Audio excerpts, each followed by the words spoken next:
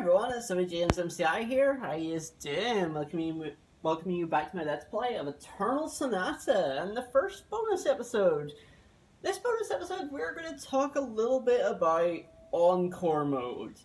And with Encore Mode is essentially what's known as New Game Plus. I don't actually think it's called Encore Mode anywhere in the game, but the community has called it Encore Mode because, obviously, of the musical reference.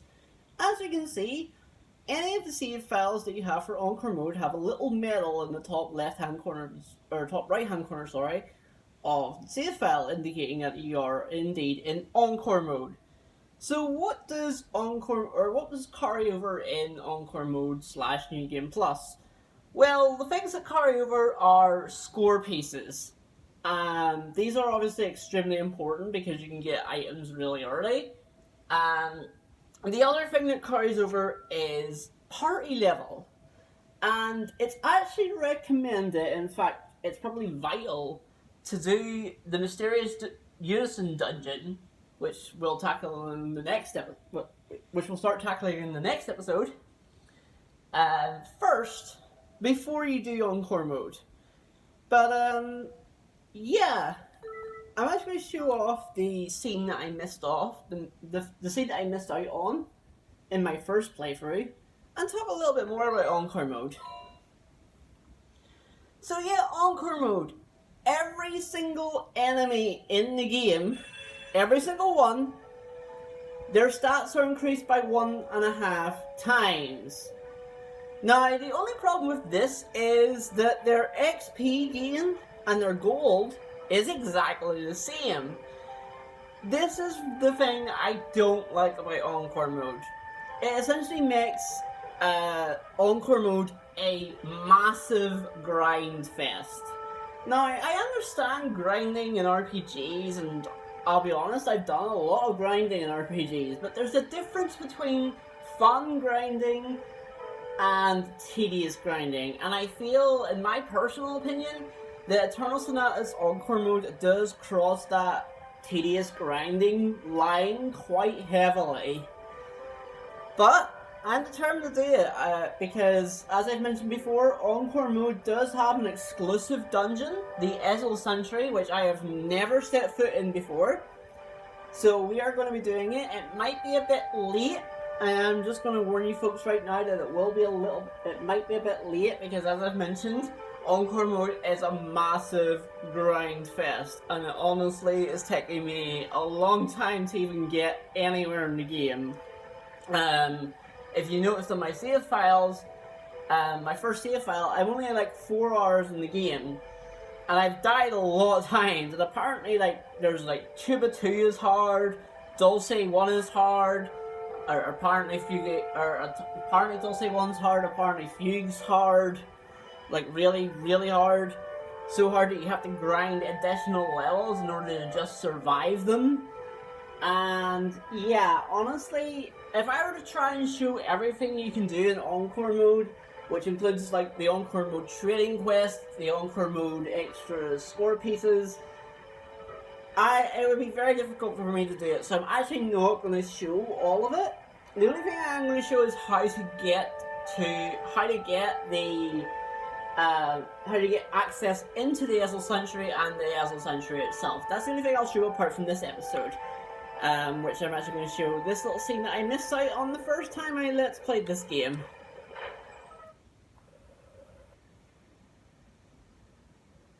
Mom, I have a friend with me. This is Frederick. Oh. What's wrong, Mom? What? Oh, it's nothing. Please pardon the intrusion at such a late hour. Frederick, was it? You don't look like you've come from around here, is that correct? Yes. A journey. I've been on a long journey searching for something. I see. Well, you must have traveled far to get here. Are you hungry? I'm afraid it's only leftovers, but won't you stay for dinner? Dinner? Oh, I couldn't. My mom's stew is delicious. You should stay and try it. Well, and I accept your kind offer. And yeah, actually, if you go into Polka's room in here and check the plant, which is something I didn't do the first time we played this game, you get an angel trumpet. I missed this item the first time we played through. And this item, or if we check the cat, and this is my bed, it's really comfy. There's something on the floor underneath. Oh, I've been looking all over this. You get Polka's new costume. This is an Encore mode exclusive item. Let's check it out. And now it's all black. I kind of like Polka's original costume probably the most out of the three. But I do like Polka's black costume as well. I actually like all their costumes, to be fair. But right now, I'm actually going to be loading a save. This is the first time I should doing this. Because there's something else I have to show. Because there's an alternate ending to this game. So I'm actually going to load save file 2, which is the save file that I had during the Let's Play.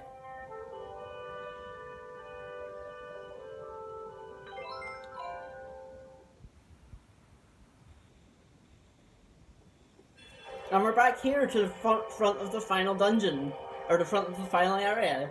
So yeah, to activate the alternate ending, you have to let the final boss kill you. So we're gonna do that. So I'm just gonna skip these cutscenes.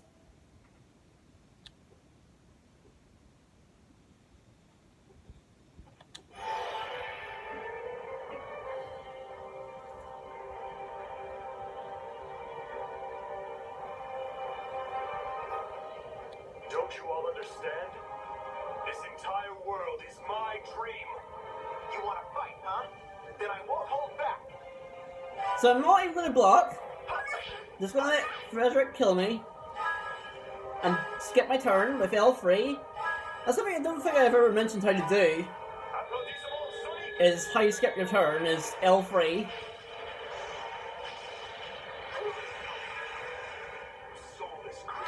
I'm actually just going to go closer to Frederick so that he can just attack me. It's hard for him to kill me because of my levels.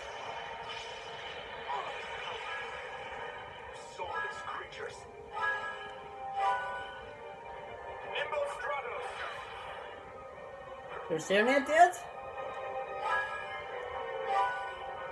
He who walks above the wings of the sky and travel by riding the clouds, appear, or Zambiali. Or Zambiali. You do not understand. Yo! Applaudissement Sonic! Hurry up and kill me. I think I should do it. Yep, there we go.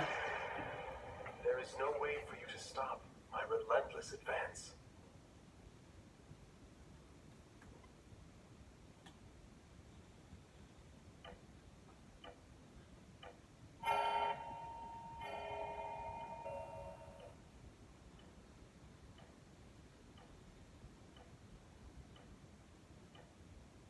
Oh, Frederick, you've come back to us.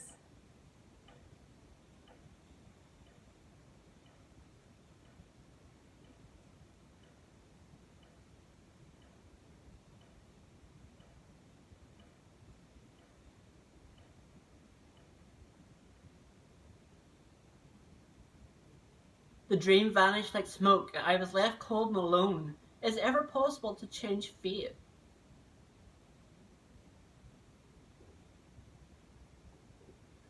And yeah, that's the alternate ending. As I mentioned, it's quote-unquote the bad ending, because obviously you die. But yeah, we're going to reload that save.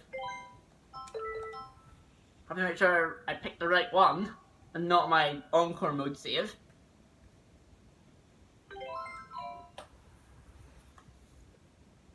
But yeah, very interesting with how there's actually an alternate ending where something happens if you let the final boss kill you, or if the final boss actually kills you genuinely. But now we're actually head to the mysterious Unison dungeon. And while I'm going there, let's talk a little bit about it. I might complain a little bit about the Mysterious Unison dungeon. As I've mentioned before, actually I mentioned this in the one of the very first episodes of this Let's Play. There is no map in this game. Literally no map for any dungeon or any area in the game. Now, mostly that's okay. You can make your way around relatively easy, without a map. But it's always nice to have one. And I have been using a guide for this game, for this Let's Play. The guide I've actually been using is the Game Facts guide for Eternal Sonata, the PlayStation 3 guide. And it's actually a really, really solid guide. If you're really interested in this game, I would very much suggest looking at it. The only problem is the maps in the guide are I think there's a term for it called ASCII maps, and they're not the best, but they do the job. You can make them out okay, and you just need right, okay, just trying to dodge you, not trying to fight you, sorry. But yeah, they do the job, and I can make them out. I can make out where I need to go in them, but I can imagine trying to do this without this guide, without any kind of guidance. It would be rough. I would get lost very quickly, and it's kind of bad that you kind of have to have a map for this. I would actually recommend it. You could try and do it without it.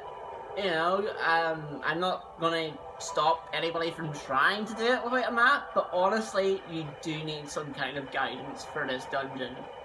It is that bad. And a reminder how to get to the Mysterious Dungeon, the Mysterious Unison. In the Noise Dune, you need to go the same direction, either west or east. You need to leave west or east 4 times in a row. I think in a couple episodes I mentioned it was 3. It's actually 4. That was what was wrong the last time. It was actually 4 times you need to leave the same direction. So that was 1. I don't know why it's specifically 4 times. I've always wondered that. But I guess we'll never know the answer to that question. So that was our 2nd time.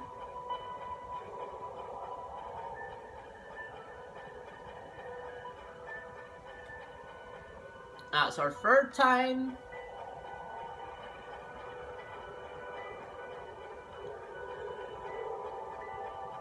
And hopefully, if we've done it correctly, this will be our 4th time. Which means we can get there. And then we are back here again.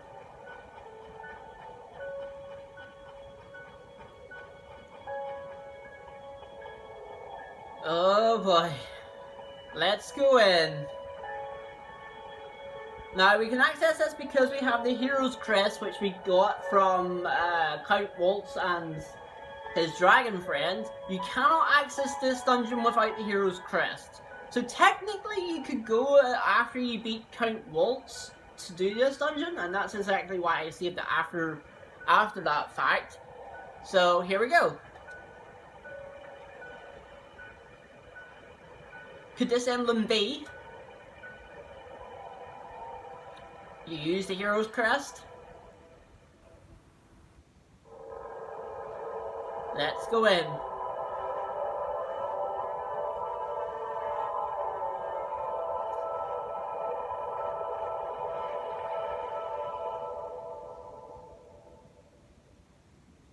It opened. I wonder what's on the other side. Oh, hello, Greto. Your curiosity, unfortunately, will be the death of you in this place. But yeah, let's go in. Oh, this music. Oh, I don't like this place at all. I really don't like this place. But welcome, one and all, to the Mysterious Unison Dungeon.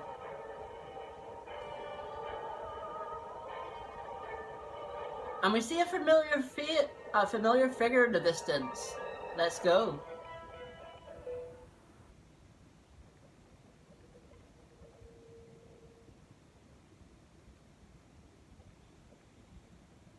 Claves?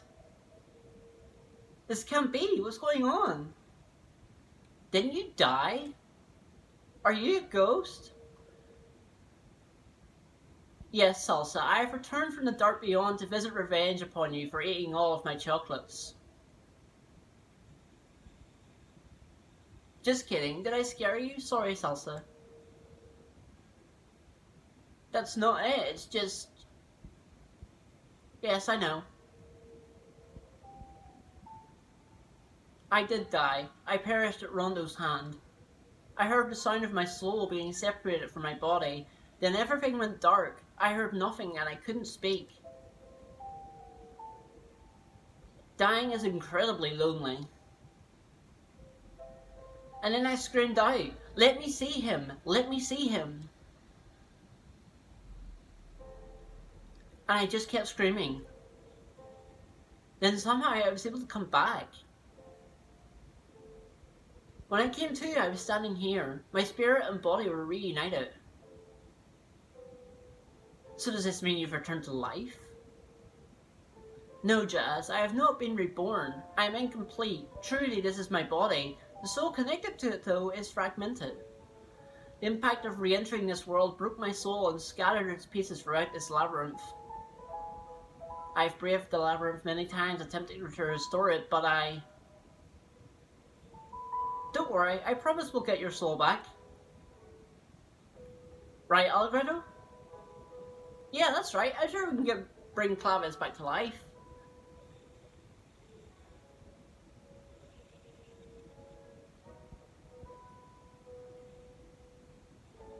Thank you, all of you. And with that, Clavis has joined the party once again. And this brings up a problem.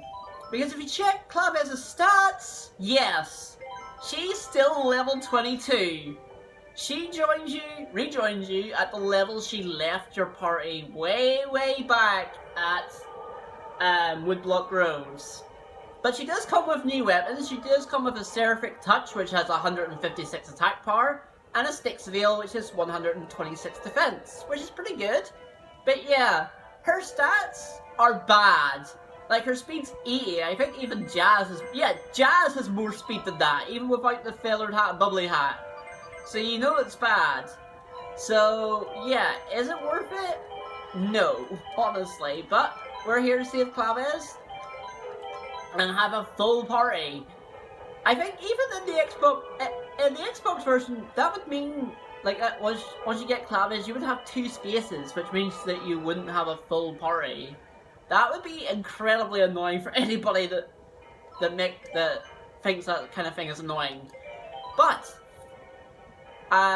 she did mention that we have to collect parts of her soul, and that is exactly what we're going to be doing.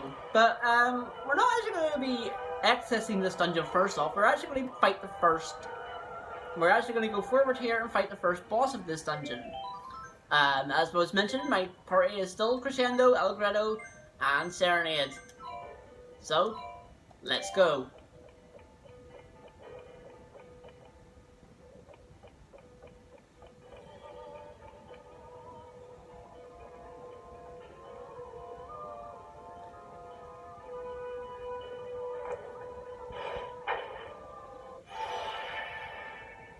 Alright, boss time!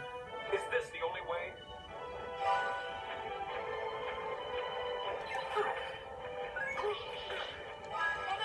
And I missed that, totally. Luckily, Liturgy to the One helps me out.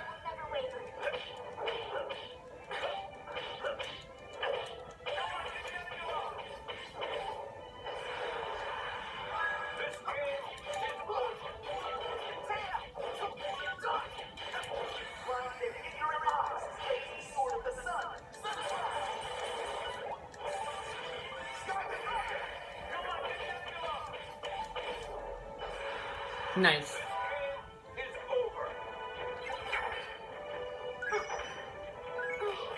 Oh, I missed that again.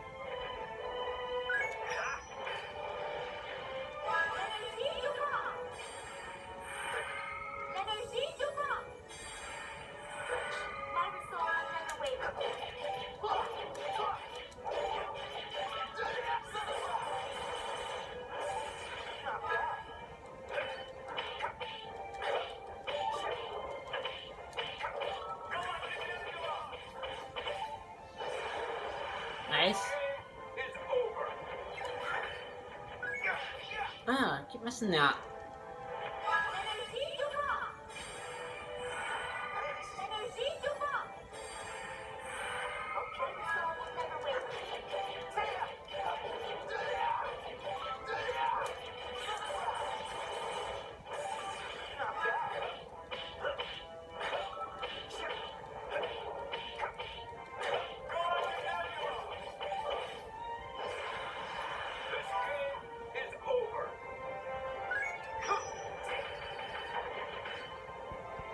Wow, getting 2 turns? Oh, I missed. Thought it'd be alright, but I wasn't.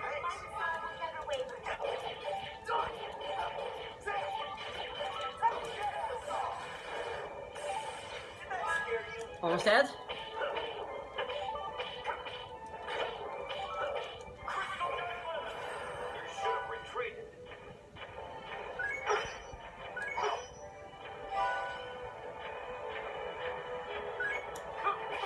Oh, and that's what happens if you don't block.